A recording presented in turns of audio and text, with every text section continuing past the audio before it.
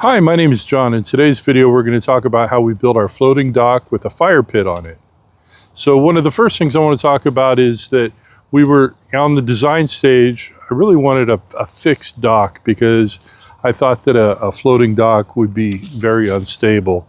So a lot of thought about at what height I want to put it in relation to my spillway drain off, how far out I want it to go, how am I going to square it up and out in the water where we're in a pond with probably 2 feet of muck. How am I going to do that without getting totally soaking wet and muddy and stuck it out there? Am I going to punch my clay liner and create a leakage problem? So I spent too much time thinking through that and finally started doing some research on floating docks and realized that floating docks can be very buoyant if you design them right. So I've got an attachment that you can find in the description that shows the buoyancy weight of 55-gallon plastic barrels, and as well as I've got a couple other barrel calculations on there, but it really helps. This is a 20-barrel dock. So the process was that I built a design and I just used a spreadsheet with a graph paper template, and I just built a barrel with the frame around it, and then I just duplicated it across the sheet at 1 square per inch, and it made it pretty simple to really build my cut list and material list out of once I had it.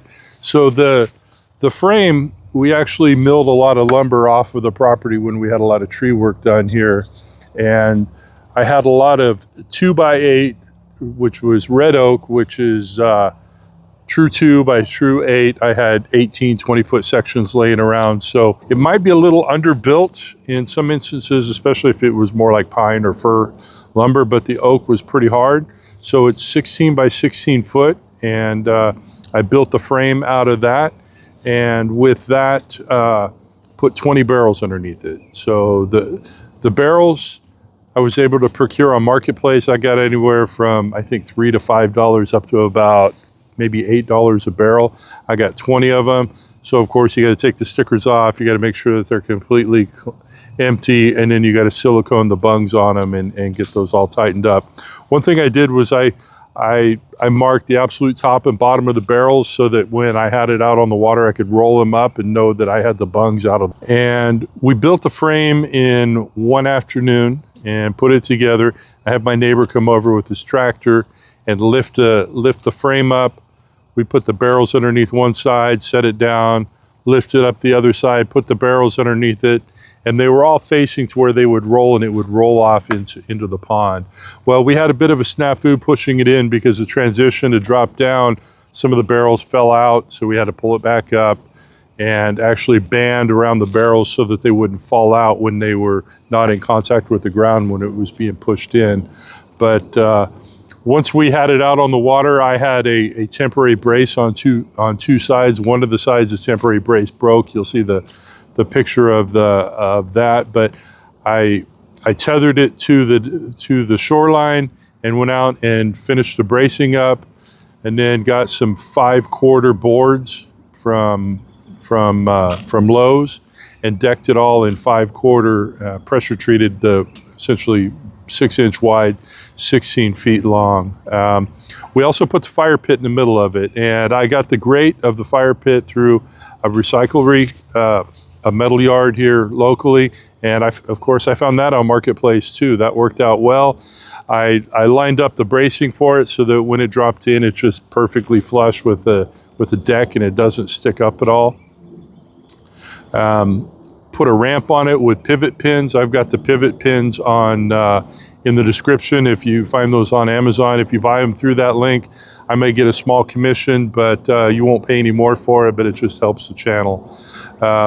So the dock has a detachable ramp with pivots on it, and the goal is to actually put the ramp. I'm going to build the ramp pinned into the dam with concrete. Right now it's just teetering on a 2x2 stake driven into the ground, and we did this on Labor Day weekend 2024, and here we are June 2025. It's still just sitting on the anchor stake, and with the slightest bit of breeze it'll swing back and forth. But it's really interesting how tiny of a breeze can make the whole dock move. So it really helped me understand that I got to build a nice, strong foundation for it. When I put it on the shoreline, it'll pivot off of the shoreline. So once we got it decked out and everything, I didn't like the look of the barrels around the outside, so I got some synthetic thatch. There's a link to it in the description as well, and put around the outside to just kind of clean it up, give it a little bit more natural of a look. And then I put some solar LED lights around it as well too, so they come on automatically at night. I've got them currently set to green. I kind of like the color of the green, but it goes all the way around the outside of the dock. I've got another strand just around the ramp, and then there's a strand that goes around the fire pit too, so I've got some nice glow going for those. Essentially in the wintertime, the solar will give about 2 to 3 hours of light into the evening.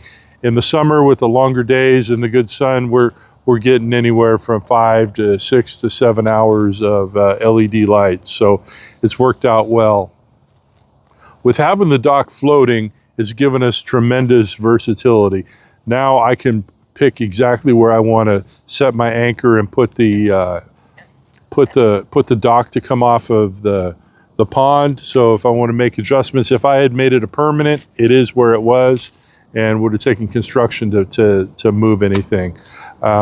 We actually put a trolling motor on the edge of the dock, so when we disconnect, we can actually move the dock around on the pond. We can move it into the shade. We can fish. We can, with the fire pit that we put on top of it, we can have a fire going. We can cook. We've cooked hot dogs out there, marshmallows. We've been fishing off of the dock. We've used the dock as a launching barge for our habitat. When we built our habitat, I'm going to put a video out about the artificial habitat that we made, and it's work for cleanup work. I've been able to go out and around in the pond for cleanup work, pulling brush and limbs that have fallen in through storms. So that works out well.